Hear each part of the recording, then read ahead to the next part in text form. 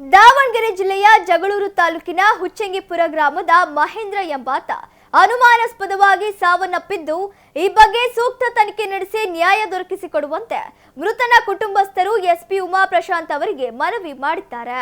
ಹುಚ್ಚಂಗಿಪುರದ ಮಹೇಂದ್ರ ಕಳೆದ 2 ವರ್ಷಗಳ ಹಿಂದೆ ಲಕ್ಷ್ಮಿ ಎಂಬಾಕೆಯನ್ನು ಪ್ರೀತಿಸಿ ಮದುವೆಯಾಗಿದ್ದ.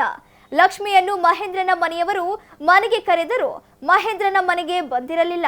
ಅಷ್ಟೇ ಅಲ್ಲದೆ ಲಕ್ಷ್ಮಿ ಅವರ ಮನೆಯಲ್ಲಿ ವಾಸವಿದ್ದ. ಆದರೆ ಏನಾಯ್ತೋ ಗೊತ್ತಿಲ್ಲ, ಅಕ್ಟೋಬರ್ 25ರಂದು ರಾತ್ರಿ ಮಹೇಂದ್ರ ಅನುಮಾನಾಸ್ಪದವಾಗಿ ಸಾವನ್ನಪ್ಪಿದ್ದಾನೆ. ಅಕ್ಟೋಬರ್ 25ರ ರಾತ್ರಿ ಲಕ್ಷ್ಮಿಯ ತಂದೆ ಸುರೇಶ್ ಮಹೇಂದ್ರ ಅವರ ತಂದೆ ಅಂಜಿನಪ್ಪರಿಗೆ ಫೋನ್ ಮಾಡಿ ನಿಮ್ಮ ಮಗ ನಮ್ಮ ಮನೆಯ ಬಳಿ ಸಾಯುವ ಸ್ಥಿತಿಯಲ್ಲಿ ಬಿದ್ದಿದ್ದಾನೆಂದು ಹೇಳಿದ್ದಾರೆ. ಆಗ ಗಾಬರಿಗೊಂಡು ಅಂಜಿನಪ್ಪ ಕುಟುಂಬಸ್ಥರಿಗೆ ಮಾಹಿತಿ ನೀಡಿದ್ದು, ಹೋಗಿ ನೋಡುವುದರ ಒಳಗೆ ಮಹೇಂದ್ರ ಸಾವನ್ನಪ್ಪಿದ್ದು, ಆತನ ಕುತ್ತಿಗೆ ಬಳಿ ಮಾರ್ಕ್ ಇದ್ದು, ಮಹೇಂದ್ರನ ಸಾವಿಗೆ ಆತನ ಪತ್ನಿ, ಆಕೆಯ ತಂದೆ ತಾಯಿ ಸೇರಿದಂತೆ ಆಕೆಯ ಸಂಬಂಧಿಕರು ಕಾರಣ ಎಂದು ಬಿಳಚೋಡು ಪೊಲೀಸ್ ಠಾಣೆಗೆ ದೂರು ನೀಡಿದ್ದಾರೆ. ಆದರೆ ದೂರು ನೀಡಿದರೂ ಪೊಲೀಸರು ಸ್ಪಂದಿಸುತ್ತಿಲ್ಲ ಎಂದು ಆರೋಪಿಸಿ ಮಹೇಂದ್ರನ ಪೋಷಕರು ಇದೀಗ ದಾವಣಗೆರೆ ಎಸ್ಪಿ ಕಚೇರಿಗೆ ಭೇಟಿ ನೀಡಿ ಮರಣೋತ್ತರ ಪರೀಕ್ಷೆ ಮಾಡಿಸಿ ಮಗನ ಸಾವಿಗೆ ನ್ಯಾಯ ದೊರಕಿಸಿಕೊಡುವಂತೆ ಎಸ್ಪಿ ಉಮಾ ಪ್ರಶಾಂತ್ ಅವರಿಗೆ ಮನವಿ ಮಾಡಿದ್ದಾರೆ. ಅಂಜಿನಪ್ಪ ಸಹ ಹುಚ್ಚಂಗಿಪುರ ನಮ್ಮ ಮಗ ಮಹೇಂದ್ರ ಮದುವೆ ಆಗಿ 2 ವರ್ಷ ತುಂಬಿ 3 ವರ್ಷ ಬಿದ್ದೈತೆ. ಈಗ 2 ವರ್ಷ ಮೇಲೆ ಆಗೈತಿ. ಅವ್ರ ಮನೆಯಲ್ಲೇ ನಾವು ಬೋಯಿಪೇಕ್ಷ ಎಷ್ಟಿ ಮನೆಗೆ ಮದುವೆ ಆಗಿದ್ದ. ಅವ್ರ ಮನೆಯಲ್ಲೇ ಮದುವೆ ಆಗಿ ನಾವು ಎಷ್ಟು ಕರೆದ್ರೂ ಬರಲಿಲ್ಲ, ಅವ್ರು ಬಿಡಲಿಲ್ಲ, ಸೊಸೆನೂ ಬಿಡಲಿಲ್ಲ, ಅವ್ನು ಬಿಡಲಿಲ್ಲ. ಅಯ್ಯೋ, ಹಂಗಾಗಿ ಮೊನ್ನೆ ನಮ್ಮ ಅಲ್ಲಡಿಗೆ ಹೋಗಿದ್ದೆ ಸಹ, ಚೆನ್ನಾಗಾದ್ರೆ ಬಿಡು, ಮತ್ತು ಎಲ್ಲಾರು ಇರಲಿ, ನನ್ನ ಮಗ ಬದುಕಂದ್ರೆ ಸಾಕು, ಅವ್ರು ಚೆನ್ನಾಗಿದ್ರೆ ನನಗೇನು ದುಡ್ಡು ಆಗಲಿಲ್ಲ, ಅವ್ರ ಮನೆಗೆ ಇರಲಿ ಬಿಡು ಅಂತ ನಾವು ಅಲ್ಲಿಗೂ ಕರೆಯೋಕೆ ಹೋಗಿದ್ದು ಸಹ ಒಂದು ಸಲ. ಅವ್ರ ಅಪ್ಪ ಅವ್ರು ಎಲ್ಲಿದ್ದು ನಮ್ಮ ಮಗನ ನೋಡ್ಕೊಂತಪ್ಪ, ನನ್ನ ಮಗ ಒಳ್ಳೆ ಐತಿ, ನಾವು ಇಲ್ಲೇ ಇಟ್ಕೊಂತೀವಿ ಅಂದ್ರೆ ಸಹ ನೋಡಿ, ಈಗ ಅವ್ರ ಅಣ್ಣಗಳು, ಅವ್ರ ಅತ್ತೆ, ಹೆಂಡ್ತಿ, ಅವರಪ್ಪ ಎಲ್ಲರೂ, ಇನ್ನೊಬ್ಬನ ಸೂರ್ಯ ನಾನು 5-6 ಜನ ಸೇರ್ಕೊಂಡು ಕೊಲೆನೇ ಮಾಡಿದ್ದಾರೆ ಸಹ. ಹಾಗಾಗಿ ಎಸ್ ಪಿ ಮೇಡಮ್ ಅಂತ ಬಂದು ಸಹ ಎಸ್ ಪಿ ಮೇಡಮ್ಮ ಈಗ DSP ಹೋಗಂತ ನ್ಯಾಯ ಕೊಡೋಕೆ ಹೇಳಿದ್ದೆ ಸಹ. ಅಮ್ಮ ಕೊಲೆನೇ ಕುತ್ತಿಗೆಗೆ ವೈರಾಕಿ ಎಳೆದುಬಿಟ್ಟಿದ್ದಾರೆ ಸಹ. ವೈರಾಕಿ ಸೀದಾ ಮಾರ್ಕನೇ ಬಿದ್ದಾರೆ ಸಹ, ವೈರಾಕಿ ಎಳೆದುಬಿಟ್ಟಿದ್ದಾರೆ ಸಹ. ನಮಗೆ ಸಹ ಅದ್ರ ಮುಂಚೆಗೆ ಒಂದು ಅರ್ಧ ಗಂಟೆ ಮುಂಚೆ ನಮಗೆ ಫೋನ್ ಮಾಡಿದ್ದ ಸಹ ಮಗಿದ್ದಾಗ ಅವ್ರ ಅಣ್ಣಗೆ ಮೊಬೈಲ್ಗೆ, ಅಣ್ಣ ಹಿಂಗೆ ಏನೋ ಅಪಾಯ ಇತ್ತು ನನಗೆ ಇವತ್ತು ಆಕತಿ, ಅವ್ರು ಮಾತ್ರ ಕೈ ಬಿಡಬೇಡ ನೋಡು ಹಿಂಗೆ ಹೇಳ್ತಿದ್ದಂತೆ. ಇವ್ನು ರಿಕಾರ್ಡು ಮಾಡ್ಕೊಂಡಿಲ್ಲ, ಹಂಗೆ ಆದರೂ ಒಂದು ಸ್ವಲ್ಪ ಮಾಡ್ಕೊಂಡನ ಡಿಲೇಟ್ ಆಗಿಬಿಟ್ಟದು. ಅದು ಒಂದು 10 ನಿಮಿಷ ನಮ್ಮೂರಾಗ ನಮ್ಮ ಅಣ್ಣನ ಮಗ ಅಲ್ಲಿ ಲಮಣರ ಬಗ್ಗೆ ಎಲ್ಲರೂ ಅದಾರ, ಅಲ್ಲಿ ನಮ್ಮ ಸ್ನೇಹಿತರು ಎಲ್ಲ ನೋಡಿದ್ದಾರೆ. ಅವ್ನು ಮಾತಾಡ್ತಿದ್ದಿನ ಅಲ್ಲೇ ಅಲ್ಲ, ಅವ್ರ ಹಟ್ಟೆ ಪಕ್ಕದಾಗ ಅವ್ರು ಮಾತಾಡ್ಸ್ಕೊಂಡು ಹೋಗಿ ಒಂದು 10 ನಿಮಿಷ ಆಗಿಲ್ಲ, ಅವ್ರು ಮನೆಗೆ ಹೋಗಿದ್ದಾನೆ, ಲೈಟ್ ಆಫ್ ಮಾಡಿ ಅಷ್ಟೊತ್ತಿಗೆ ಕೊಲೆ ಮಾಡಿ ಅವ್ರ ಮನೆ ಮುಂದೆನೇ ಎಮ್ ಶೆಡ್ ಮೇಲೆ ಹಾಕಿದ್ದಾರೆ. ಅಷ್ಟೊತ್ತಿಗೆ ಅವ್ರ ಮಾವು ಬಂದು ಗಗಡ ನಮ್ಮ ದೊಡ್ಡ ಹುಡುಗ ಫೋನ್ ಮಾಡಿದ್ದಾರೆ, ತಮ್ಮ ಉಸಿರು ಕಟ್ಟಿಬಿಡ್ದಾನೋ ಮಹೇಂದ್ರ, ನಾವೇನು ಮಾಡೋಕ್ಕಾಗಲ್ಲ, ಹೊರಗೆ ಇಲ್ಲಿ ಬಿದ್ದಾನ, ಹಿಂಗೆ ಅಂತ ಫೋನ್ ಮಾಡಿದ್ರಂತೆ. ಅವಾಗ ಅವನಿದ್ದು ನಮ್ಮ ಅಣ್ಣನ ಮಗ ಅಣ್ಣ ಏನೋ ಮೊಯ್ನ ಉಸಿರು ಕಟ್ಟಿದಂತೆ ಓಡೋಣ ಅಂದಲ್ಲ. ಅಷ್ಟು ಬೇಗ ಬಂದು ಅವನಿಗೆ ನೋಡ್ದಾನ, ಟುಕ ಅನ್ನೋದಂತ ಆಗಲಿ, ಎಲ್ಲ ಪ್ರಾಣ ಹೊರಟೋಗ್ಬಿಟ್ಟೈತೆ. ಅವಾಗ ಆಸ್ಪತ್ರೆಗೆ ಹೋಗಿ ನೀಡಪ್ಪ, ಅವ್ರ ಮಾವ ಒಬ್ಬನು, ಅವ್ರ ಬಾವರು ಇಬ್ಬರು, ಸೂರ್ಯ ಸ್ವಾಮಿ ಅನ್ನೋನು ಬಂದು ಡಾಬ್ ಸೂರ್ಯ ಪಿಕಾಪಿಗೆ ಹಾಕ್ಯಂದಾರೆ. ಅಲ್ಲೇ ಹೋಗೋದು ಪ್ರಾಣ ಎಲ್ಲ ನಮ್ಮ ಮೇಲೆ ಬರ್ತಂತ ಆತಾರೆ. ಅವ್ರು ಹಿಂಗೆ ಹೇಳ್ತಿ ಅತ್ತೆ ಹಿಂಗೆ ನಿಂತ್ಕೊಂಡ್ರಂತೆ, ಒಬ್ಬರೇ ನೀರು ಕೊಡೋ ಇಲ್ಲಂತೆ, ನನ್ನ ಅಳಿ ಹಿಂಗೆ ಆದಂತೆ. ಕೊಲೆ ಮಾಡಿದ್ದಾರೆ ಸಹ, ಎಲ್ಲ ಕೊಲೆ ಮಾಡಿಬಿಡ್ತಾರೆ, ಕೊಲೆ ಮಾಡಿ ಹೊರಕ್ಕೆ ಹಾಕಿದ್ದಾರೆ ಸಹ. ಯಾವ ಉದ್ದೇಶ ಬಿಟ್ಟ ನಾವು ಬೋವಿ ಜನ ಸಹ, ಅವರು ಎಷ್ಟಿ ಕೇಸ್ ಸಹ, ಹಂಗಾಗಿ ಏನಾರು ಗೊತ್ತಿಲ್ಲ ಸಹ, ಏನು ಮಾಡಿದ್ರೆ ಗೊತ್ತಿಲ್ಲ ಸಹ. ನಾವು ಈಗ 2 ವರ್ಷ ತುಂಬಿ 2.5 ವರ್ಷ ನಡೀತದೆ ಸಹ.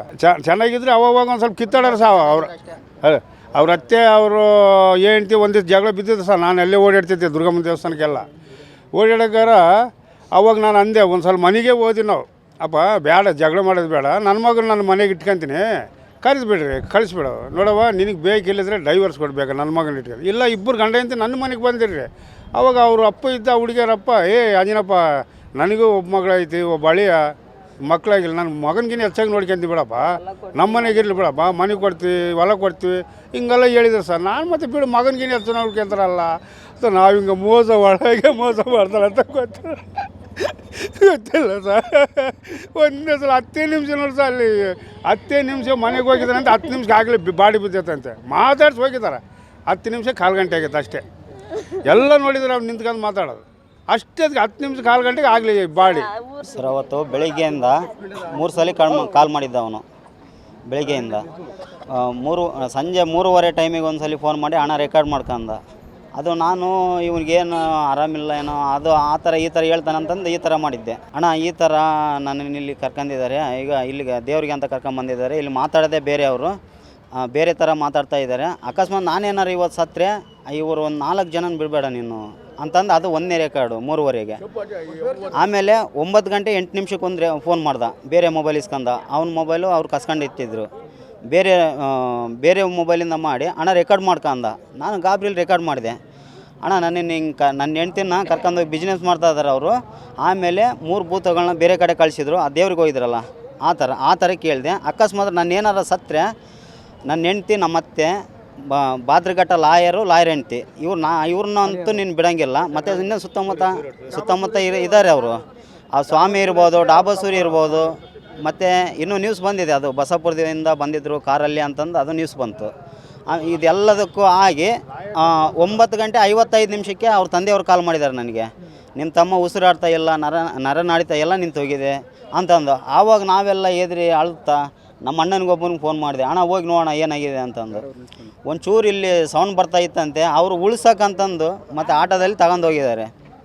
ಅಲ್ಲಿ ಆಟೋದಲ್ಲಿ ತಗೊಂಡೋದ್ರು. ಮತ್ತು ಪೋಸ್ಟ್ಮಾರ್ಟಮ್ ನಾವು ಬಾಡಿನ ಇದು ಮಾಡ್ತಿದ್ವಿ ಅಣ್ಣ, ಬಾಡಿನ ನಾವು ಇದು ಮಾಡ್ತಿದ್ದಿಲ್ಲ ನಾವು.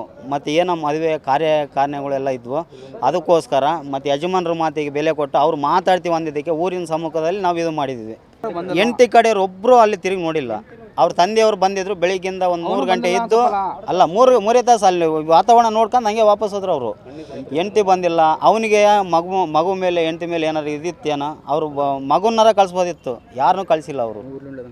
ಈ ವಸ್ತುಗಳಲ್ಲಿ ನಡೆದಿರ್ತಕ್ಕಂಥ ಈ ಕೊಲೆ ಕೇಸಿಗೆ ಸಂಬಂಧಪಟ್ಟಂತೆ ನಮಗೆ ಬಿಳ್ಚೋ ಸ್ಟೇಷನ್ದಲ್ಲೇ ನ್ಯಾಯ ಸಿಗಲಿದ್ದಕ್ಕೋಸ್ಕರ ಈಗ SP ಮೇಡಮ್ ಹತ್ರ ಬಂದಿದ್ವಿ. ಬಟ್ SP ಮೇಡಮ್ ಅವರು ನಮಗೆ ಒಳ್ಳೆ ಮಾರ್ಗದರ್ಶನ ನೀಡಿ ಇದ್ರ ಬಗ್ಗೆ ಸಮಗ್ರ ತನಿಖೆ ಮಾಡಿ ನಿಮಗೆ ನ್ಯಾಯ ಒದಗಿಸ್ತೀವಿ ಅಂತೇಳಿ ಭರವಸೆ ಕೊಟ್ಟಿದ್ದಾರೆ. ಆ ಭರವಸೆಯಿಂದ ನಾವು ಅದನ್ನು ಭರವಸೆಯನ್ನು ತಗೊಂಡು ನಾವು ಊರಿಗೆ ಹೋಗ್ತೀವಿ. ಇದು ಒಬ್ಬ ಹುಡುಗ ಮದುವೆಯಾಗಿ ST ಹುಡುಗಿನ ಮದುವೆಯಾಗಿದ್ದ. ಬಟ್ ಆ ಹುಡುಗಿ ಅಲ್ಲೇ ವಾಸವಾಗಿದ್ದ ಅವ್ರ ಜೊತೆಯಲ್ಲೇ 2 ವರ್ಷಗಳ ಕಾಲ ಅವ್ರ ಜೊತೆಯಲ್ಲಿದ್ದು. ಈಗ ಕನಿಷ್ಠ ಅಂದರೆ ಒಂದು 5 ತಿಂಗಳಿಂದ ಅವ್ರಿಗೂ ಸ್ವಲ್ಪ ಸಮಸ್ಯೆಗಳಾಗಿ ಮೊನ್ನೆ ಸ್ವಲ್ಪ ಅವ್ರ ಮೇಲೆ ಗಲಾಟೆ ಮಾಡಿ ಹೊಡೆದು ಕೊಲೆ ಮಾಡಿ ಹಾಕಿದ್ರು. ಅದು ನಮಗೆ ಅನುಮಾನ ಇತ್ತು. ಅದು ಅನುಮಾನ ಸತಿಗೆ ನಮಗೆ ಕೊಲೆಯಾಗಿ ಒಂದು 2-3 ತಾಸು ಆದಮೇಲೆ ಅದು ನಮಗೆ ಮಾಹಿತಿ ಸಿಕ್ತು. ಅಂದರೆ ಕುತ್ತಿಗೆ ಮೇಲೆ ಒಂದು ಕಲೆ ಗುರುತು ಸಿಕ್ತು. ಅದನ್ನು ನಾವು ಬಿಳ್ಚೋಡು ಪೊಲೀಸ್ನಲ್ಲಿ ತಿಳಿಸಿದಾಗ ಅವರು ಆಯಿತು, ನಮಗೆ ರಿಪೋರ್ಟ್ ಬರ್ತನಕ ಅಂದರೆ ಪ್ರಾಥಮಿಕ ಇದು ಡಾಕ್ಟ್ರ್ ರಿಪೋರ್ಟ್ ಬರ್ತನಕ ನಾವು ಅದು ಸದ್ಯ ಏನು ಮಾಡೋಕ್ಕಾಗಲ್ಲ ಅಂತ ಹೇಳಿದಕ್ಕೆ ಇಲ್ಲಿ SP ಮೇಡಮ್ ಹತ್ರ ಬಂದಿದ್ವಿ. ಅವರು ನಿಮಗೆ ಅದನ್ನು ಸರಿಯಾಗಿ ತನಿಖೆ ಮಾಡಿ ನಿಮಗೆ ನ್ಯಾಯ ಒದಗಿಸ್ತೀವಿ ಅಂತೇಳಿ ಭರವಸೆ ಕೊಟ್ಟಿದ್ದಾರೆ. ಹಂಗಾಗಿ ಮೇಡಮ್ ಅವ್ರಿಗೆ ನಾವು ಥ್ಯಾಂಕ್ಸನ್ನು ಹೇಳೋಕ್ಕೆ ಇಷ್ಟಪಡ್ತೀವಿ.